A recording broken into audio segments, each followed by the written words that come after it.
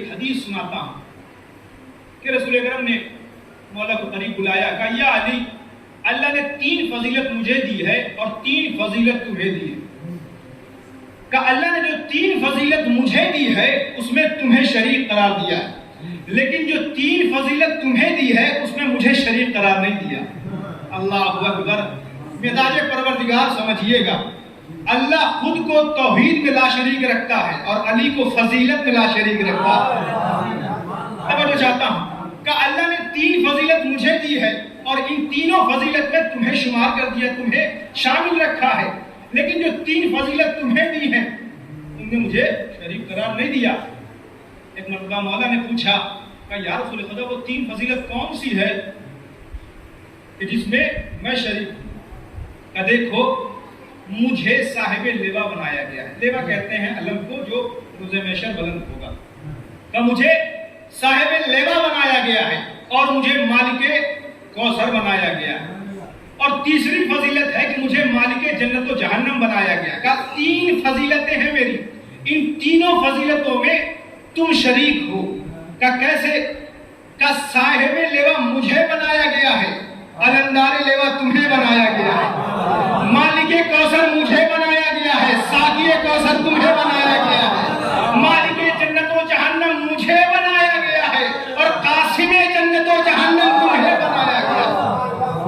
متوجہ ہے کہ اچھا وہ 3 فضیلتیں کون ہیں جو مجھے عطا کی گئی ہیں جس میں آپ کو شریک قرار نہیں دیا گیا؟ اب جملہ سنیں گے عزیزو، کہا وہ 3 فضیلت ہیں جس میں میں بھی شریک نہیں ہوں۔ کہ کون سی 3 فضیلت ہے؟ کہ جیسا سسر تمہیں ملا ہے ویسا سسر مجھے نہیں ملا، تمہیں سسر جو ملا ہے رحمت للعالمین جیسا سسر ملا۔ کہ اور کون سی فضیلت؟ کہ جیسی زوجہ تمہیں ملی ہے ویسی زوجہ مجھے نہیں ملی۔ جناب خدیجہ کے سلسلے سے بیان کیا جا رہا، جناب خدیجہ کون ہے کہ جس کے ذریعے سے اسلام کو مدد ملی ہے، جس کے ذریعے سے رسول کو غنی بنایا ہے۔ جب وہ سیدہ جیسی نہیں ہے، میرے ساتھ رہیے گا، جب خدیجہ سیدہ جیسی، جملہ آپ کے حوالے ہے، جس سے اولاد ہوئی، جب وہ سیدہ جیسی نہیں ہے تو جس سے ہوئی نہیں وہ سیدہ جیسی ہے۔ اسلام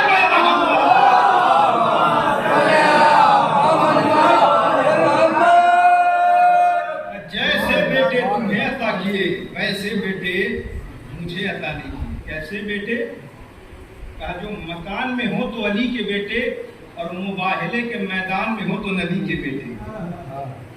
اللہ نے صاف واضح قرآن کی آیت ہے کہ تم اپنے بیٹوں کو لاؤ، ہم اپنے بیٹوں کو لاتے ہیں۔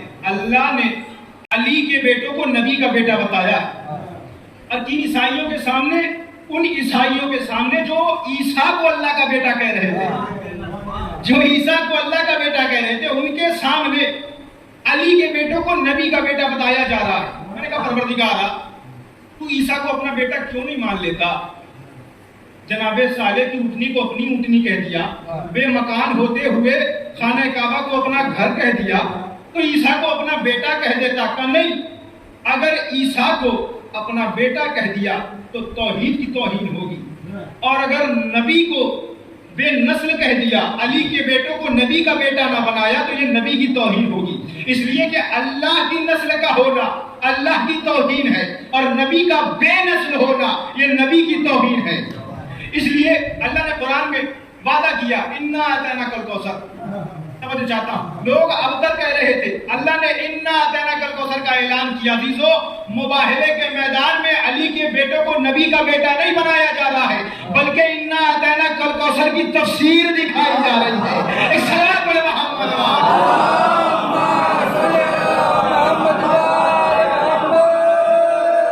اب یہاں سے اولاد محمد، آل محمد کا سلسلہ شروع ہوا۔ اچھا، لوگ اعتراض کرتے ہیں کہ بھیا بیٹی کے بیٹے کہاں سے اولاد ہو گئے، نواسے آل کہاں سے ہو گئے؟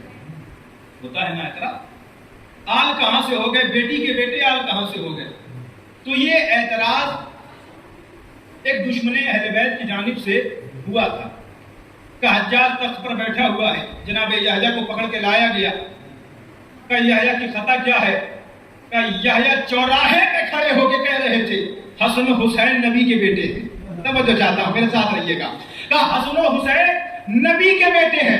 ایک مرتبہ حجاج نے کہا یحییٰ کہ یہ صحیح کہہ رہا ہے، کیا تو نے ایسا کہا نہیں ہے بلکہ دل سے تسلیم کرتا ہوں.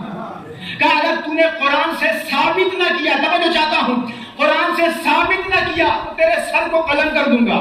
ایک مرتبہ جناب یحییٰ مسکرائے، آنکھوں میں آنکھیں ڈال کر کہتے ہیں، کہا دیکھ ہم علی کے چاہنے والے ہیں، دلیل دینے میں دبتے نہیں ہیں، سر دینے میں ڈرتے نہیں ہیں. دلیل دینے میں دبتے نہیں ہیں، سر دینے میں ڈرتے نہیں ہیں. یہ چمکتے ہوئے خنجر، یہ لپکتے ہوئے نیزے، دشمنوں کا مجمع علی کا چاہنے والا پیغام دے رہا ہے. دیکھو علی کا چاہنے والا کبھی ماحول سے نہیں بدلتا ہے، ماحول کو بدلتا ہے.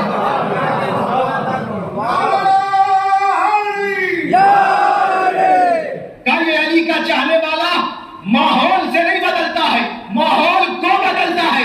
ایک مرتبہ اس نے کہا کہ دیکھ، اب دیکھیے بات آگے بڑھ رہی ہے، کہ دیکھ تو ثابت تو کرنا لیکن مباہلے کی آیت نہ پڑھنا. کہ مباہلے کی آیت نہ پڑھنا. وہ یہ سمجھ رہا تھا کہ قرآن کی ایک ہی آیت اہل بیت کے حق میں بولتی ہے. اسے پتہ ہی نہیں تھا کہ قرآن کی ہر آیت فضا ہے، جب بھی بولے گی اہل بیت کے حق میں بولے گی. ایک مرتبہ جناب یحییٰ نے کہا، بات تو واضح کرتا ہوں، جناب یحییٰ نے کہا کہ تو نے قرآن پڑھا ہے؟ کہا پڑھا ہے.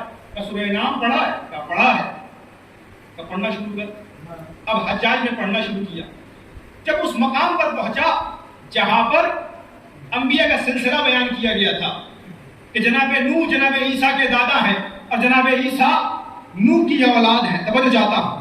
ایک مرتبہ جناب یحییٰ نے دیکھا کہ ٹھہر جا، کہ تم نے ٹھیک سے پڑھا؟ کہ میں نے ٹھیک سے پڑھا. کہ بھولا تو نہیں، بھٹکا تو نہیں، نسیان تو نہیں ہوا، ہذیان تو نہیں ہوا؟ یعنی میں نے ٹھیک سے پڑھا ہے، زور زور سے پڑھا ہے. کہ کیا پڑھا ہے؟ کہ انبیاء کا سلسلہ پڑھا ہے کہ جناب نوح کو جناب عیسیٰ کا دادا کہا گیا ہے اور جناب عیسیٰ کو نوح کی اولاد کہا گیا ہے. ایک مرتبہ جناب یحییٰ نے کہا جب عیسیٰ کے باپ ہی نہ تھے تو دادا کہاں سے آ گئے؟ اب دیکھیے گا، جواب سنیے. اب حجاج نے کہا کہ وہ مریم کی وجہ سے، کہ وہ مریم کی وجہ سے عیسیٰ کے دادا ہو گئے. تب تجھے بھی سمجھ نہیں آیا کہ وہ مریم کی وجہ سے عیسیٰ کے دادا ہو گئے تو یہ فاطمہ کی وجہ سے اولاد مصطفیٰ ہو گئے.